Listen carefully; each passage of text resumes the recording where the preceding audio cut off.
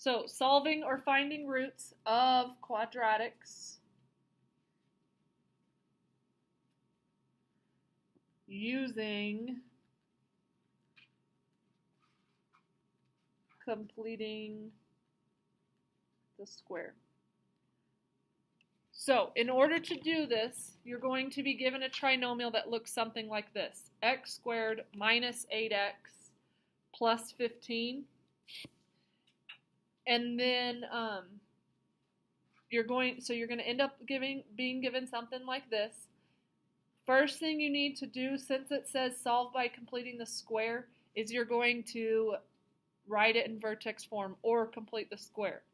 So if I had the equation x squared minus 8x plus 15.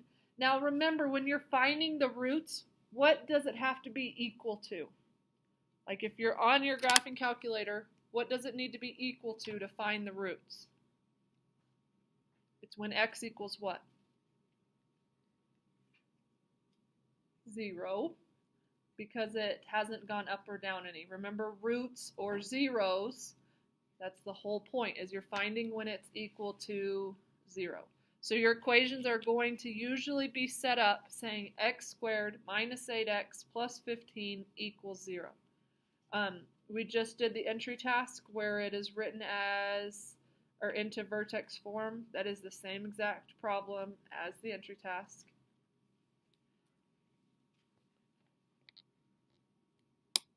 So when you're solving these, once written in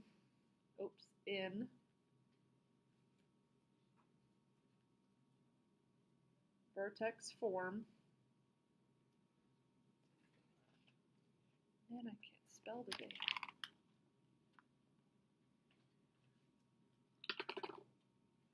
Once written in vertex form,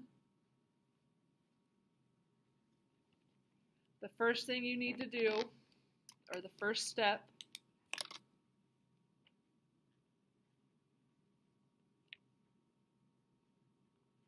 get the term with x. Oh man. Alone.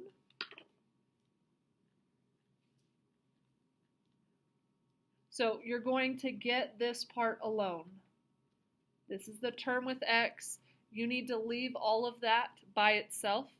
So what's the opposite of subtract 1? Add 1. So you're going to add 1 to both sides. Then you're left with the parentheses x minus 4 squared equals 1.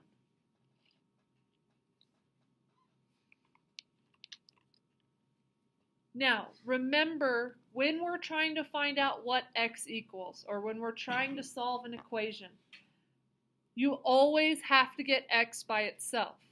Now, remember, whenever we had like a 2 out here, we always just divided by the 2, because the opposite of multiply is divide.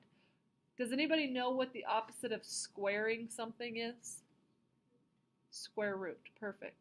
So I'm going to take the square root of this. Now remember why, and I'm just going to do a little side note over here. If I have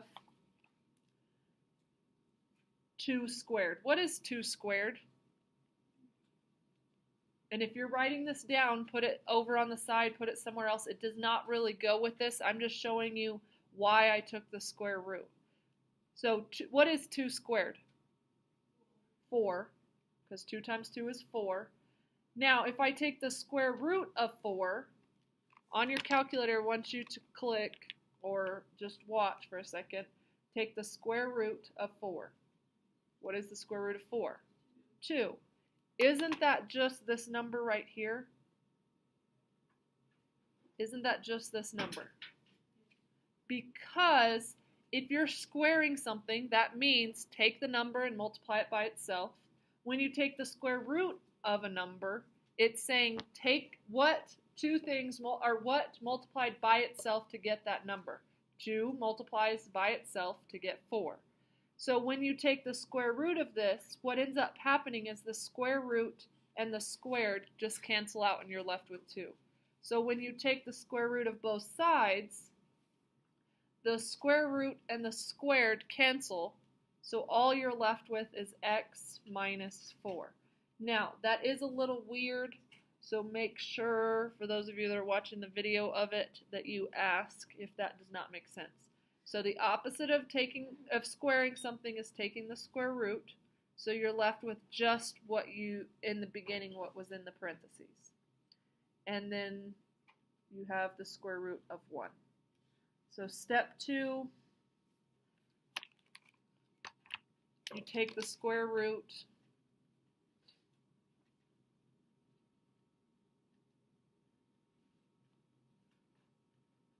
of both sides.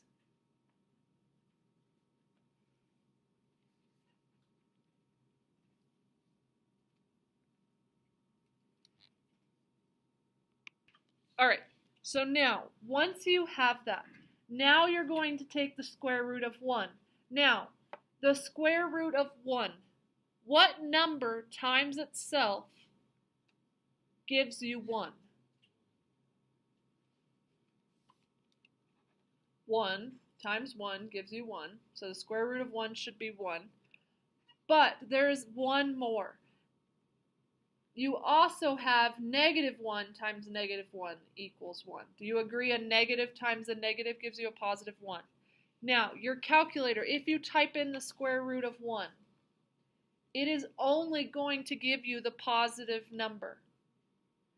You have to remember, and this is the weirdest thing about quadratics, you have to remember it can either be a positive 1 or it could have been a negative 1, because a negative 1 times a negative 1 also gives you 1.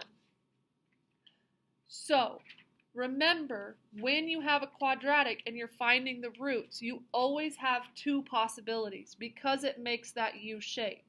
You have a parabola that makes a U shape that has 1, 2 zeros, or 2 roots. So that's where we are going to get the 2 of them. So step 3.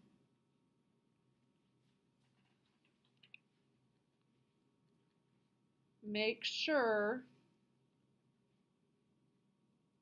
to put a plus and a negative, since both negative 1 times negative 1 equals 1 and positive 1 times positive 1 equals 1. And watch how you write this. So you're going to write x minus 4 equals positive or positive and negative 1.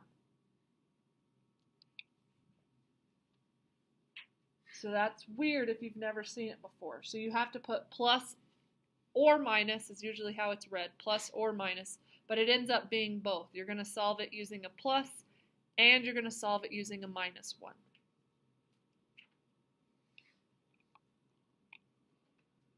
Okay, and then the last step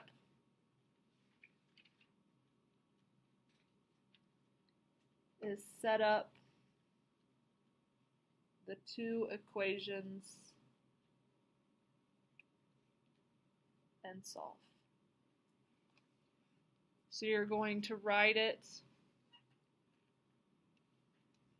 as x minus 4 equals a positive 1 and x minus 4 equals a negative 1. Okay, so now I'm going to solve both of them. So I want to solve for this x. So what's the opposite of subtract 4? Add 4. And I'm going to add 4 to a positive 1. So what is 1 plus 4? 5. So it would be x equals 5. And then I'm going to solve this one. What's the opposite of subtract 4? Add 4. And add 4 again. So it would be x equals, what is negative 1 plus 4? positive 3.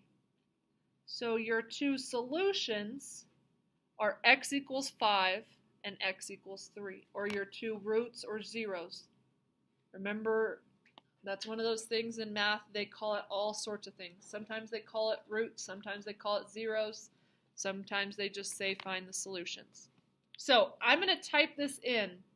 I'm going to type in the original equation. So I have x squared minus 8x plus 15. I'm going to go ahead and hit graph. Remember, this is where you find the zeros, where you do second, trace, go to 2. I need to be to the left of it, or sorry, to the right of it. Oh no, to the left, and then to the right. Enter. So there's our first one, 3. Can you visually see where the other one is? It's 4, 5. Let me zoom in real quick. Do you agree the second 0 is at 5? The first one's at 3, the second one is at 5. Yes? Does everybody see that? So that's where mathematically, that is how you can find the zeros.